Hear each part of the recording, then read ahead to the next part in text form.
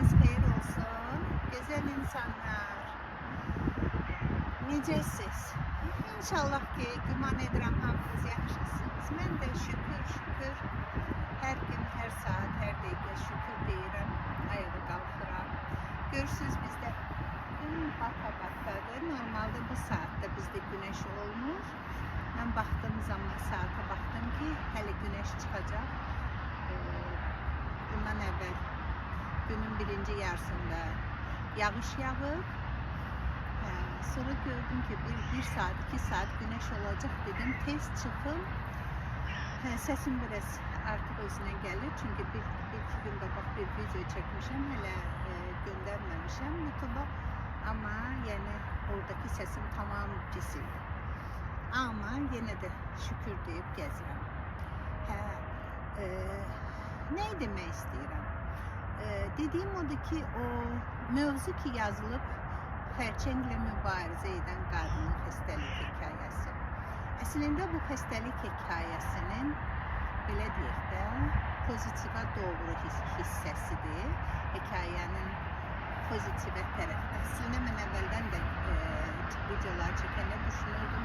Ancaq pozitiv əhval-ruhiyyə düşünürdüm də. Yəni mən pozitivliyi poza biləsi şeylər danışmamağa və yaxud o əhval-ruhiyyə eləməməyə çalışıram. Bir dənə mən bir söz deyəcəm. Biraz bədii dildən uzaq da getsək. Loru dildə deyirlər zık zık zık zık. Mən naturdan zık zık adam deyiləm də. Yəni ki belə oldu, elə oldu, belə oldu. Nəsə mən o tip deyiləm də. Yəni quru çörəyimi, suyumu içərəm, amma narazılıq eləmərəm də. Yəni Allah məni belə yaradır. Bəlkə valideynlərim məni belə tərbiyə edib bilmirəm. Hər nədirsə bir mükafat deməkdir ki. Mən o zaman xəstəlik başlayan bir neçə vaxt, bir yarım ildən sonra idi, yadımdadır. Bilirsiniz, mən bir dənə şey demək istəyirəm. Hər dəfə mənə deyirlər ki, nə yaxşı rastıma gözəl insanlar çıxıb da Almaniyada. Bilirsiniz, hər yerdə yaxşı və pis var da. Yaxşı və yaxşı olmayan, belə deyək. Yəni, nə elə bilirəm, ürəyimizi təmiz saxlasaq, ürəyimizi gözəl saxlasaq, gözəl insanlar çıxacaq qarşıma. Çıxmaqda da davam edəcək. Nəsə o xəstəlikdən bir yarım il sonra idi. Bir finans məsələ ilə əlaqədar oğlumla getmişdik bir məsləhətçinin yanına. Bu 2019-cu ilin noyabrın, oktyabrın, dekabr vaxtından danışıram. Mən dedi ki, Tükezban xanım, siz dedi, məndən uzaq, onun da keçmiş həyat yoldaşı xəstəymiş. Heç bir müalicəni qəbul eləməyib, nə bilim, nə deyirlər bunu, milli təbabətlə eləyib, nə edibsə, nəsə o qadın da dünyasını dəyişib cavan ikən. Mənə dedi ki, siz bir fikirləşin, hobbiləriniz varmı? O hobbilərinizi eləyin. Mən də dedim ki, hə, var.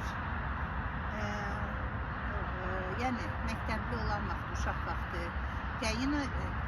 piyaninoya gitmişəm, musiqi məktəbinə, 7 il təhsil almışam. Sonra mahnı oxumağı xoşlayırdım. Dedi ki, rəsm çəkin. Dedim, yox, rəsm çəkmək qabiliyyətim yoxdur, həm də heç xoşlamıram. Fizika dərsində də elə Azərbaycandakı uşaqlar da yadımdadırsa, baxsa təsadüfən adam şəklini bir nəsə çöplərlə eləyirdim, bax belə yaz taxtasında çəkirdim. Yəni çəkmək qabiliyyətim yoxdur. Rəsm xət yaxşıdır, amma rəsm yaxşı deyil. Dedi ki, hə, siz bunları edin də. Mən dedim ki, bəs mən videolar çəkmişəm, hələ o videoları göndərməyi düşünürdüm. Hələ fikirləşirəm, bəlkə olar, olmaz. O da dedi mənə ki, yox, niyə olmaz ki, hər şey eləmək olar. Bu sizin, dedi, bu xəstəliyə qarşı mübarizə yolunuzdur.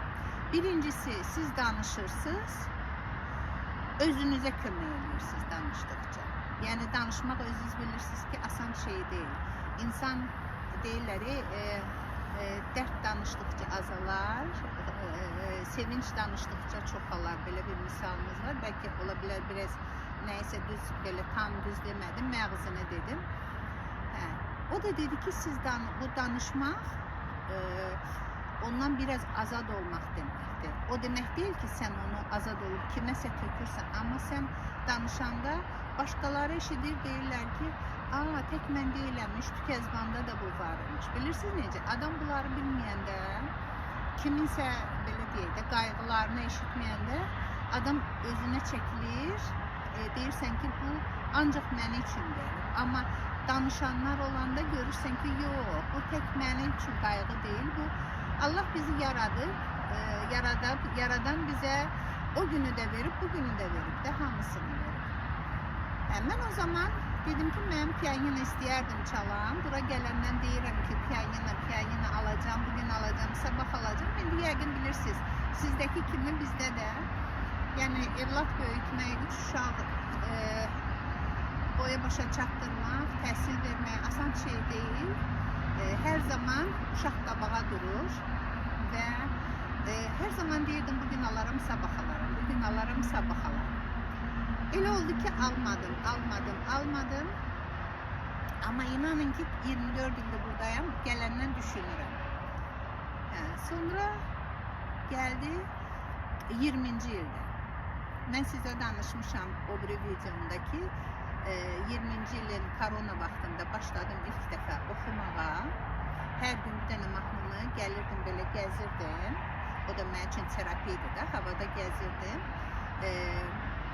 Və qulaq asırdım, mahnıları əzbərləyirdim. Mən biraz perfeksiyonistəm.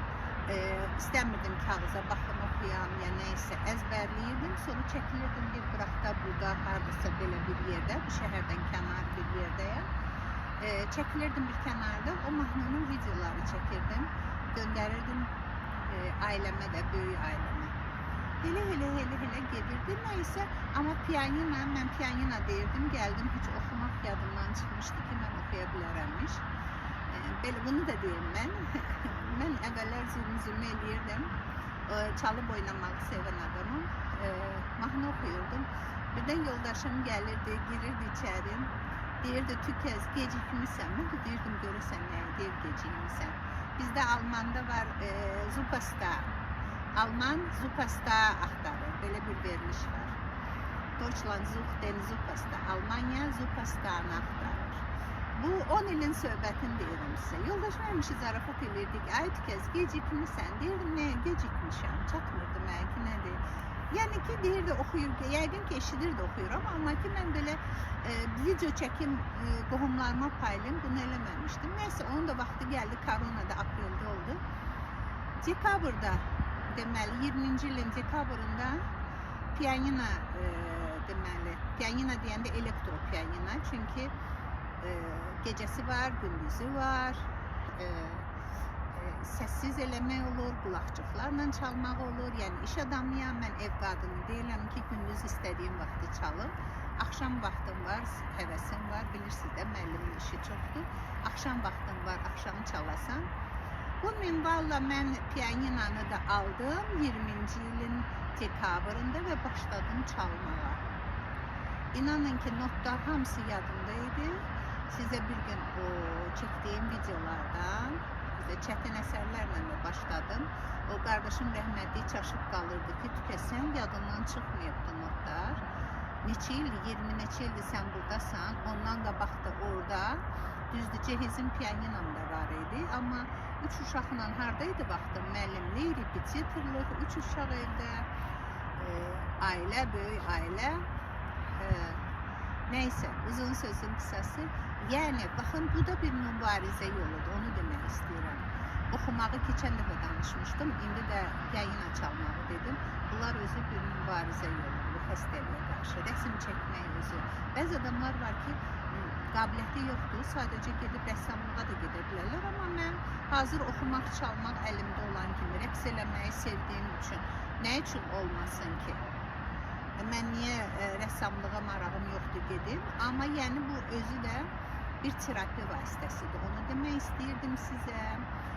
Sağ olun, var olun. Hər kəs 100 il yaşamasa, günah onun özündədir. Dostlarım bu günləri yeni videomu göndərmişəm. Deyirlər, tez-tez danışın, xahiş edirəm. Sözün düzü məni dostlarım bu yerə gətirdilər ki, mən yenidən danışmağa başladım. Yəni motivasiyanı bir ildən çoxdur ki, dostlarım baxandan, yeni dostlar baxandan sonra Azərbaycandan olan ziyalılar da hamısı Azərbaycanda yaşayan, burada yaşayan yeni dostlardılar. Yeni ziyalılarla tanış olmuşam. Onlar mənə bu videolar baxandan sonra güc motivasiya veriblər ki, çox xahiş edirik videoların ardını çəkin. Yəni mən də çalışırdım, bir ildir düşünürdüm, nəhayət 2 həftədir başlamışam. Sağ olun, var olun. Hər kəs 100 il yaşamasa günah kimdədir? Onun özündə. Sağ olun.